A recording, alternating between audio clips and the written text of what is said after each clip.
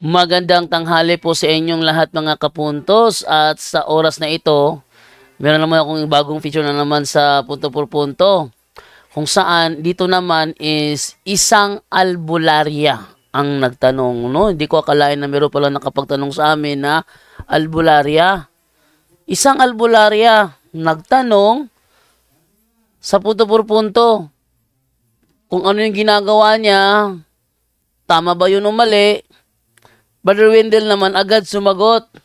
No, kaya sabako pa po sa aming channel. Please po don't forget to hit the subscribe button at ang notification bell para maging notified kayo sa bawat video na ilalabas ko sa channel na ito. Ganda ng episode na ito. Isang albularya talaga ang nagtanong.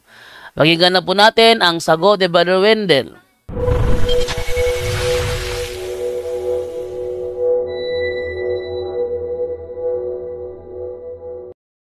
Okay, so sunod naman tayo doon sa next naman na magtatanong si Rina Con. Hello, good evening, Rina Con. Hello, magandang gabi po. Hello, magandang gabi Ma'am Rina. Kamusta po sa lahat? And buong pamilya po kami ngayon naka-tune in. May katanong lang po itong kapatid ko.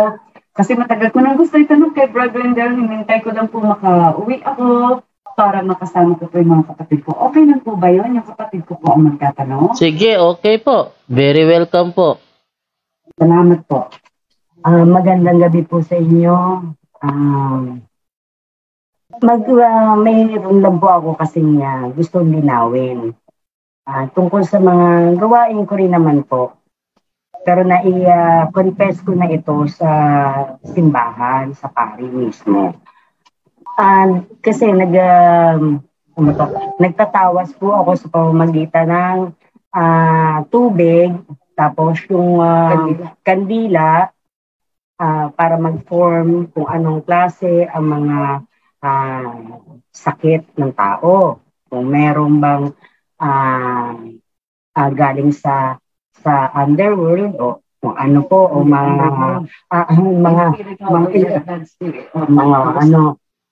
o kaya sa mga kaluluwa, yung ganun po ba. Pero ang ginagamit ko po bago ko magsimula, nagro-rosaryo, nagdadasal ako ng Ama Namin, Baginong Maria, Luwalhati, at humihingi ako ng tulong sa itaas. At ang ginagamit ko po kasi talaga na Latin, nakuha ko sa libro ni San Rafael. Yung Angelus Nostre, Medicus Salutis, Adsit Ecelo, Rafaelot Omnes Sanet Agrotus, Dobiski, Vita Dirigal Actus. Tapos susundan ko po na sumasampalataya ako. Ngayon po, hindi ko rin alam kung tama yung pronunciation ko doon. Pero tapos po sinasabihan ko ang tao, ang kasi naman humingi sa akin ng tulong, pumunta ng simbahan, magrosaryo, mangumpisal. Yun po ang pinagagawa ko sa kanila. Pero nitong huli, talaga tinigil ko na po. Ang iniyaan ko lang po, tama po kaya na magpatuloy ako ng ganon na yung pagtatawas ko at saka yung paggamit ko ng orasyon na yon. Okay? Brother Wendell, ikaw yung tinatanong. Okay, una kapatid, itigil mo yan dahil sa Catechism of the Catholic Church 2116, 2117, bawal ang paglapit sa mga manghihilot na may kasamang bulong, sa mga mangtatawas, sa mga albularyo, sa mga manghuhula, sa mga mambabarang. Nasa Catechism of the Catholic Church natin yan. At kung sa Biblia, Bradyando, pakibasa sa Deuteronomio, Kapitulo 18, versikulo 9 hanggang 14. Okay, so tingnan natin sa Deuteronomio. Ano yung Brother Wendell? 18? Yes, 18, 9, 14. 9 at 14. Ito sabi sa naturang talata. Kapag nakapasok na kayo sa lupaing binibigay sa inyo ng Panginoon na inyong Diyos, Huwag ninyong susundin ang kasuklam-suklam na mga kaugalian ng mga naninirahan doon. Ang mga bansang ito na palalayasin ninyo ay sumasangguni sa mga mangkukulam at mga manghuhula. Pero kayo, pinagbabawalan ng Panginoon na inyong Diyos sa paggawa nito. Okay, so sa mga mangkukulam at sandali muna. Okay, sa mga mangkukulam at manghuhula. Sa 14, Brad Jando. Yan, 14 na yan, Brother Wendell. Na yun, ituloy. Sa halip, magpapadala sa inyo ang Panginoon na inyong Diyos ng isang propeta na mula sa inyo at kadugo ninyo tulad ko at kailangan makinig kayo sa Kanya. Okay. Una, yun para di mawala sila, makinig kayo sa Kanya, sa propeta na ipapadala. Ngayon, Sa magandang balita, Brother Wendell, magandang balita, ang mga bansang inyong sasakupin ay sumusunod sa mga manghuhula at mga naniniwala sa mga agimat. Subalit ang mga ito ay pinagbabawal sa inyo ng Diyos. okay. Bigyan kita ng example, kapatid. Kanina nag-process ako sa isang 18 years old na dalaga na isinailalim na siya sa case sa psychiatric process, psychiatric evaluation, dahil palagi lang siyang nagplano na mag-suicide. At ilan ang bisis na ginawa niya yon. Oh. Ngayon, yung mga magulang, yung mga lolo-lola nila, mga mangtatawas pala, no? Nang magsimula na sana ako sa prayer of protection, yung mama niya ang unang nag-react. React talaga. Bakit? Mangtatawas ang mga magulang nila. No? Di basta-basta yan. Kahit pa nag-rosary ka man, kahit pa gumagamit ka man ng prayer na pinag-aari ng simbahan, yung tinatawag na discernment of mystical phenomenon, may rolling. Kahit pa holy water ang ginagamit mo, kahit pa prayer pa ng simbahan, pero pag may halo ng occultismo, then it is demonic. Yun po ang rolling, kapatid. No? Ikalawa, yung isa, mama ng pari mismo. Mama ng pari, hindi siya mangtatawas, manghihilot lang siya. Manghihilot. Pero napusis ang kaniyang anak na babae. No, napusis. Namatay talaga ang kaniyang anak na babae. Sinabi ng anak niya na pare na itigil mo na yang panghihilot mo.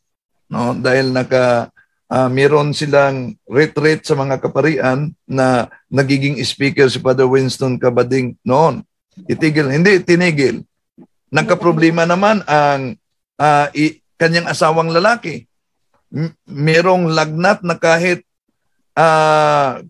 anong gamot na ipinainom, hindi talaga, grabe talaga ang init. Maliban lang ng dumating kami sa kanilang bahay at nag-pre-over, doon lang. No? Huminto ang lagnat niya. Kaya doon na-convince namin siya na itigil yung kaniyang panghihilot. No?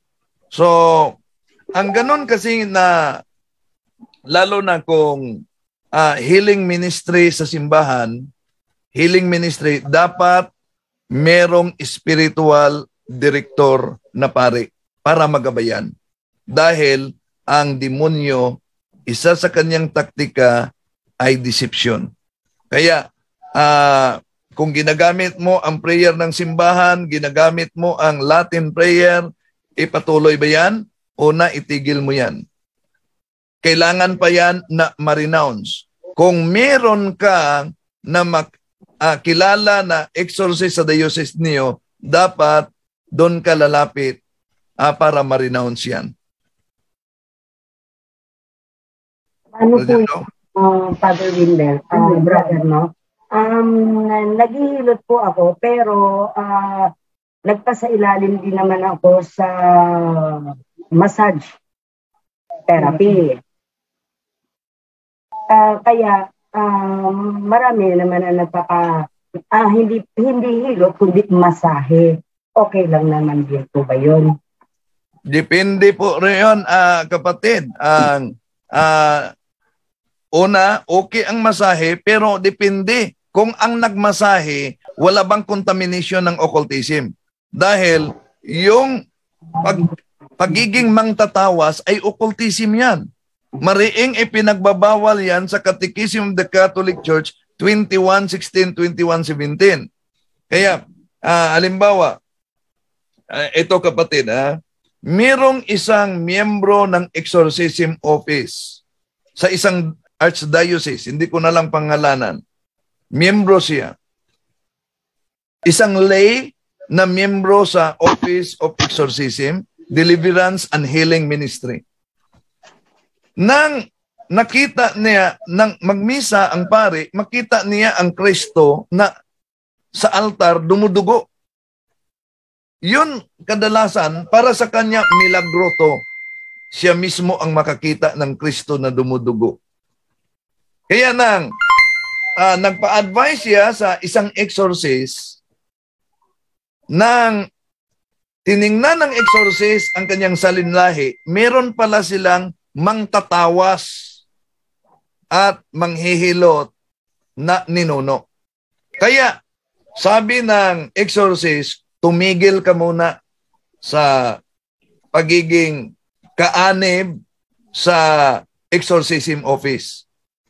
Dapat kang ma-process dahil yung pagkakita mo sa Kristong dumudugo during the consecration, yun po ang sign ng psychic abilities. Tinigil ko na rin naman po. Yung ang naiwan na nga lang sa akin, yun yung pagkalibang may humihingi ng pagmasahe.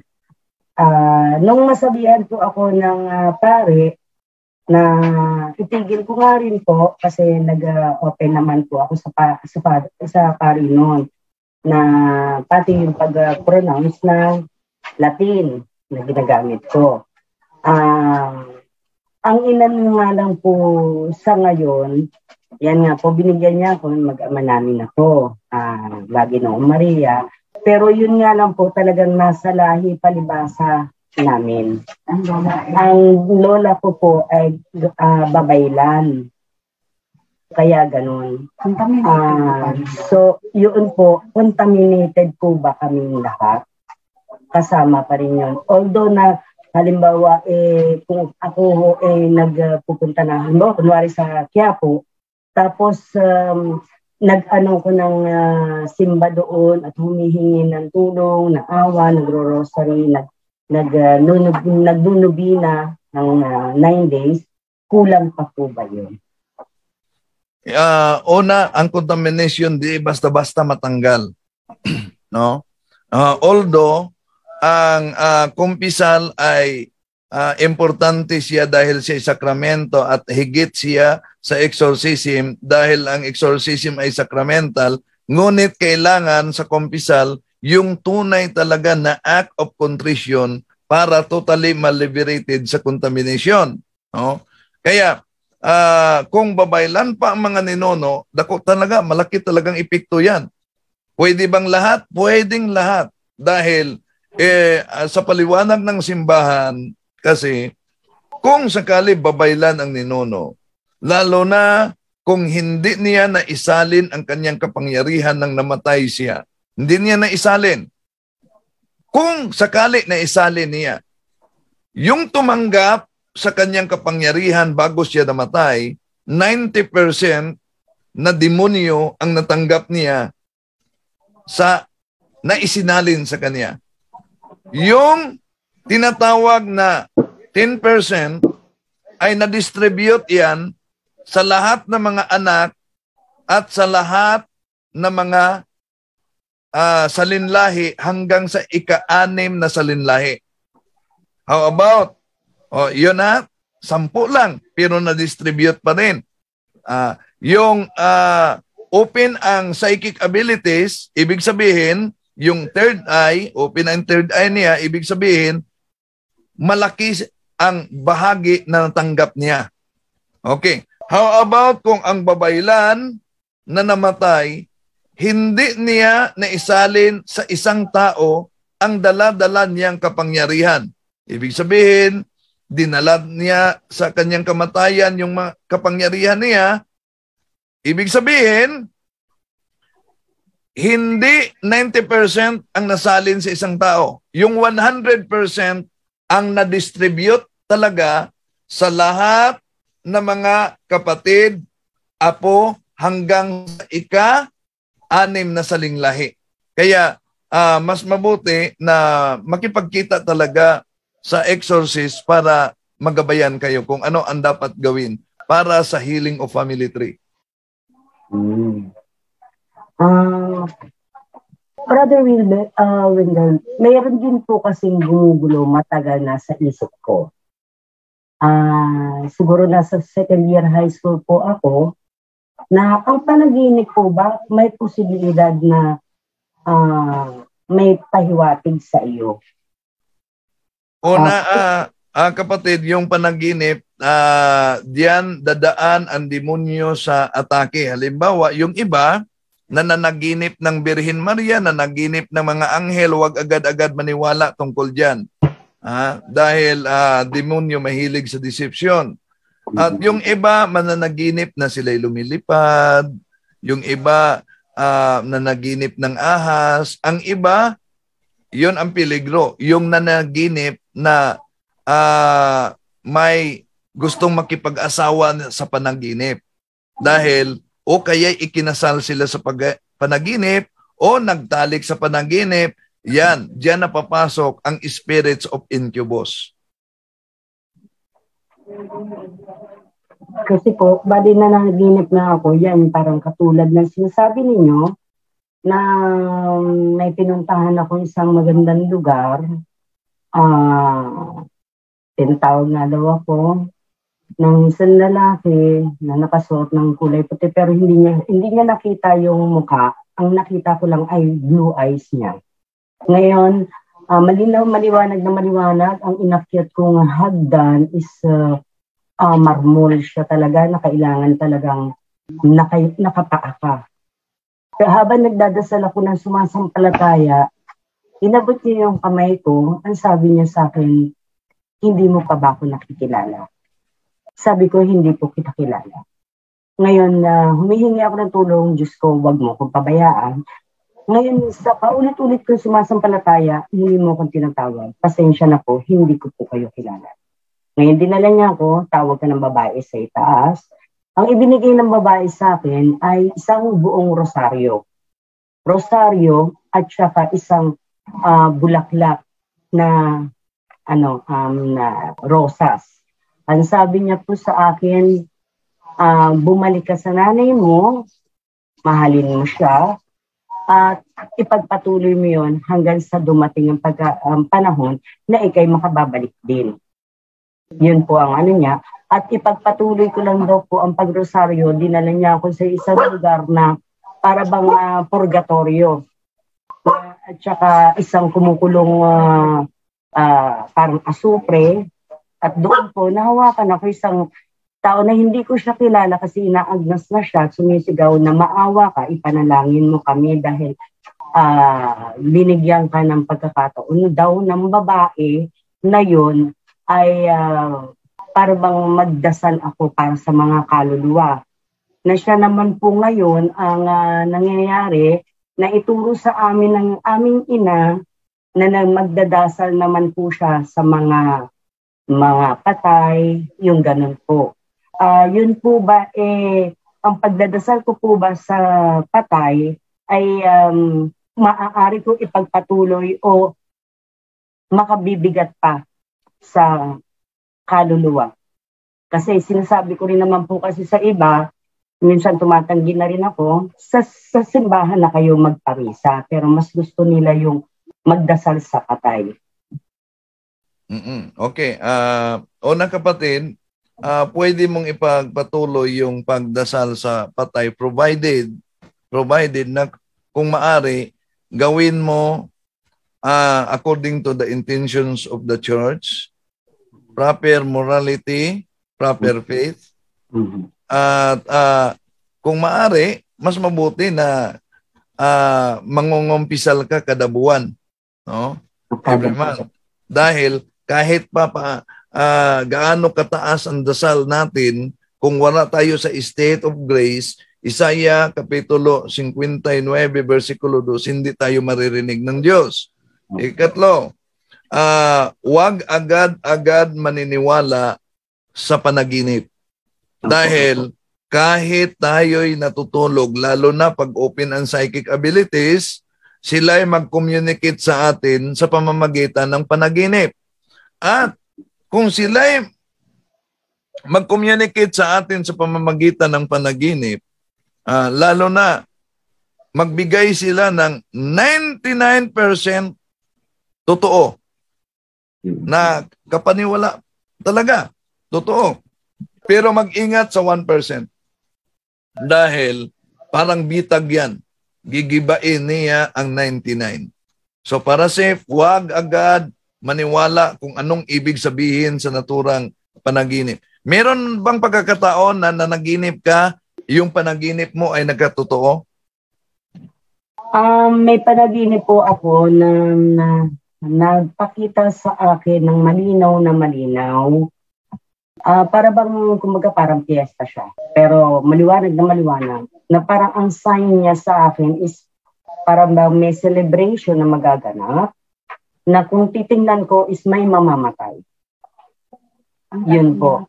Na ganun po ang naging panaginip ko na nangyari nga po yung tatay ko, tiyuhin ko, ang nanay ko, nakita ko po yung mga signs na ganun sa panaginip ko. May kumbaga para bang maliwanag ang paligid. Pero may panaginip ba na nagiging totoo? Nangyari talaga? Yung kung halimbawa katulad niyan yung napanaginipan ko kunwari may aksidente at na-aksidente po, ganon. Oh yes. Wala po. Yung iba pang mga panaginip na nagiging totoo, meron ba? Yun, wala po akong panaginip na ganon. Maliban nga po doon sa sign na yun na nakakakita ko na maliwanag na parang pinararamdam sa akin may mamamatay sa isa sa mga kamag-anak ko. So mag-ingat talaga yan dahil nawala po kasi. Nawala po. Brad Windel? Siguro, Bro Jando. Yes. Yes, dadagdagan na lang siguro, Bro Jando, no, about dun sa panaginip niya, no, gagamitan natin ng biblical na sagot regarding sa panaginip. Kapatid, no, yan ay pinahayag ng Diyos, no, sa aklat ni Sirach. Pakibasa nga, Bro Jando, sa Ecclesiastico 34:6 hanggang 8, bro, regarding sa panaginip. Okay, so babasahin ko na lang yung dito sa cellphone kasi walang Sirach yung Biblia ko, no? Teka ha, magandang balita. Biblia. Ano yon? Sirach? 34:6-8. 34:6-8. Teka. Teka, ba't ayaw to? Sirach 34:6-8. Sabi ganito, hindi dapat pahalagahan ninuman ang panaginip, liban na lamang kung yun ay talagang pangitaing mula sa kataas-taas ng Diyos. Marami na nalinlang ng mga panaginip at ang mga umasa dito ay napahamak. Hindi kailangan ng mga ito sa pagtupad ng kautusan, sapat na ang karunungang itinuro ng mga tapat. No, malinaw po no na mag-ingat po kayo sa mga panaginip dahil marami na po ang nalinlang sa panaginip. Then sa Ecclesiastes 5:7, Bro Jando, sa magandang balita, Biblia, bro. Okay, Ecclesiastes 5:7. Ecclesiastes 5:7, sabi, Mangangaral siya sa magandang balitang pilihan. sabi ganito, kaya gaano man kadalas ang iyong panaginip, gaano man karami ang walang kabuluhan mong salita at gawa, magkaroon ka ng takot sa Diyos. Yun lang ang importante, no? Takot sa Diyos. At regarding doon, sister, sa pagpapanalangin mo sa patay, patuloy mo po yun dahil yun po, utos naman po yun ng Diyos. Sa Sirach 7:33, Bro Jando. Sirach 7:33. Okay, 7:33. Sabi naman ganito, magmagandang loob ka sa mga buhay at huwag mong ipagkait ang tulong mo sa mga patay. Yan. So, kailangan po ng tulong ng mga patay at ang tulong po na ma-offer natin sa kanila, hindi po yung mga pagkain na inialay natin sa, di ba, minsan may mga tao naglalagay ng pagkain sa altar. Ay mali po yun, nasa prestige belief po. Sa atin po ay yung pamisa at kung tayo, no, yung pagrorosaryo.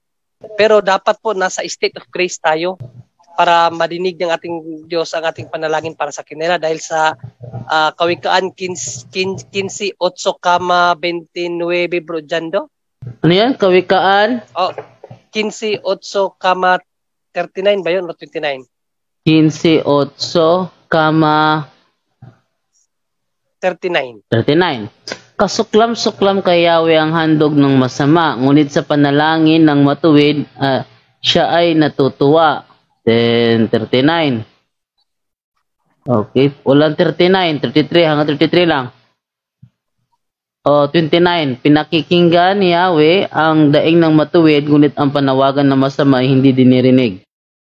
Ayan po, no? So magiging kabuluhan po yung ating panalangin para sa mga mahal natin sa buhay na yumao, maging ng mga kaluluwa, no, na atin pong pilit na tinutulungan sa pamamagitan ng panalangin, ay magkakaroon po ng merito yan sa pag kayo po ay nasa state of grace. So yun lang po ang aking kadagdag. Huwag pong itigil ang pagpanalangin sa mga patay, bagkos iwasan po yung masyadong pagpapaniwala sa panaginip. Bro Jando, salamat. Okay, so nagbalik na si Brother Wendell. Brother Wendell, okay na signal mo? Okay na bro, Jando. Kumusta ko signal? Okay na. So, continue mo yung sagot mo? Okay na. Okay na. Ate Renacon? Yes po. Maraming salamat po. Sige. Hindi yung sinasabi niya kung saan yung ano. Okay, thank you po. Sa susunod na lang para Salamat po. Thank you po, Brother Brad. Okay, thank you Ma'am Renacon sa napakagandang katanungan. Yun po ay sagot na galing sa simbahan. Sunod naman natin si Raymond Alusada. Yun po, di ko akalain na meron palang nagtanong sa atin na albularya. Yun, dapat makinig sa iglesia. Kasi pag magkikipagmatigasan ng isang albularya sa turo ng simbahan, alam na alam talaga kung anong klaseng demonyo yung kanyang abyan. Kaya yan po ang ating episode sa oras na po na ito, no? Sa mga din dyan, mga sumuporta sa aking YouTube channel, thank you po. So abangan nyo po mamayang gabi, baka may talakayang mangyayari kasi mayroong si Ezekiel, sino ba yun yung dati nag-comment, ewan kung babalik ba ngayong gabi. Sana bumalik nga. Okay, so hanggang dito na lamang po at mamaya meron na naman tayong another punto por punto episode. So ito po si Jando Alabado, nasasabi po sa inyo, bye-bye po at maraming salamat po. Bye-bye.